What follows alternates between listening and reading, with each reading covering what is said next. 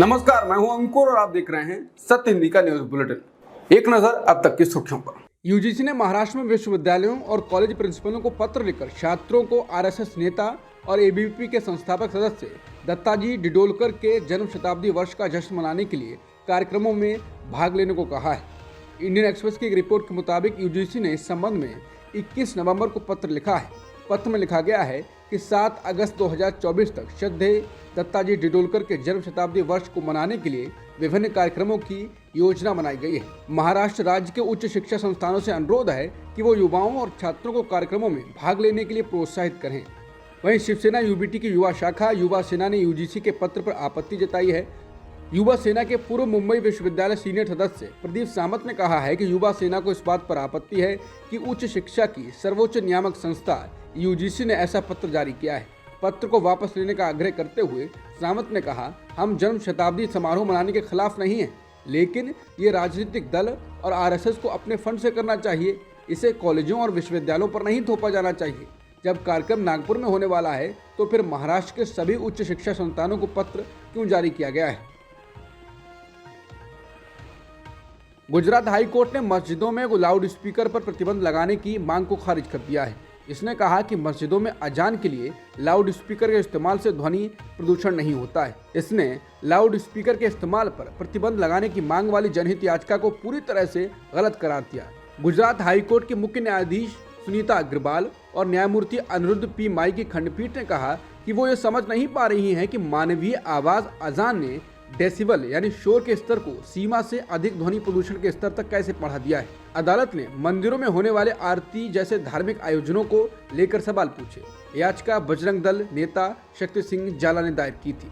उन्होंने दावा किया था कि लाउड स्पीकर के माध्यम से अजान बजाने से ध्वनि प्रदूषण होता है और लोगों विशेषकर बच्चों के स्वास्थ्य पर असर पड़ता है और असुविधा होती है।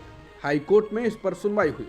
इंडिया टुडे की रिपोर्ट के अनुसार सुनवाई के दौरान कोर्ट ने मंगलवार को याचिकाकर्ताओं से पूछा, आपके मंदिर में सुबह की आरती भी ढोल नगाड़ों और संगीत के साथ सुबह 3 बजे शुरू हो जाती है, तो क्या इससे किसी को कोई शोर नहीं होता है? क्या आप कह सकते हैं कि घंटा और घड़ियाल का शोर हमेशा केवल मंदिर परिसर में बना रहता है? क्या मंदिर के बाहर नहीं फैलता है?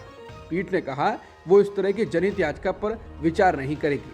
अदालत ने कहा यह वर्षों से चली आ रही आस्था और परंपरा है और ये 5-10 मिनट के लिए होती है। सुनवाई के दौरान कोर्ट ने यह भी कहा कि अजान दिन के अलग अलग घंटों में की जाती है।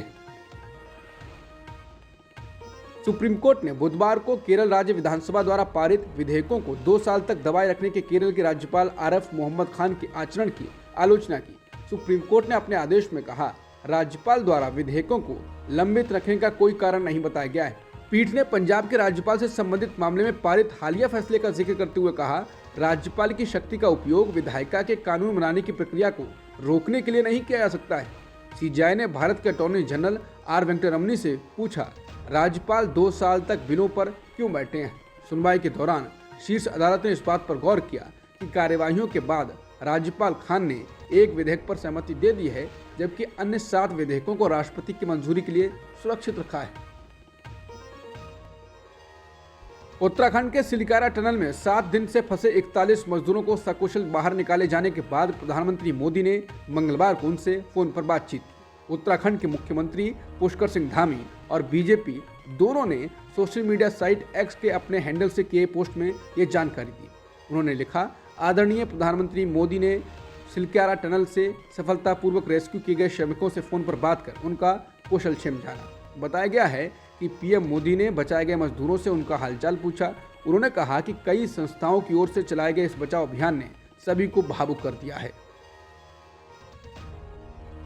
एक जाने माने चैनल पर जब सुरंग से मजदूरों को निकालने की कवरेज की जा रही थी, तभी एंकर ने रिपोर्टर से कहा कि आपका पहुंचना काफी शुभ रहा, मजदूर निकल गए हैं।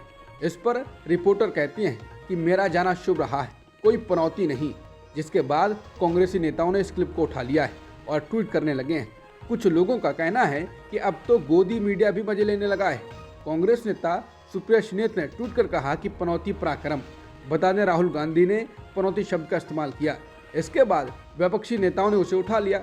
हालांकि पनौती शब्द बोलने को लेकर चुनाव आयोग ने राहुल गांधी को नोटिस भी जारी किया और बीजेपी नेता रविशंकर ने कहा कि राहुल गांधी पीएम के बारे में ऐसे अपशब्द इस्तेमाल नहीं कर सकते। केंद्रीय गृह मंत्री अमित शाह बुधवार पश्चिम बंगाल में एक मेगा रैली को संबोधित करने वाले हैं और 2024 के लोकसभा चुनावों के लिए पश्चिम बंगाल में भाजपा के आगामी अभियान के लिए आधार तैयार करने की संभावना है। शाह आज दोपहर पश्चिम बंगाल के तूफानी दौरे पर निकलेंगे और भाजपा के प्रदेश अध्यक्ष सुकांत मजूमदार ने पुष्टि की कि केंद्रीय गृह मंत्री रैली के बाद आज शाम को राज्य से चले जाएंगे।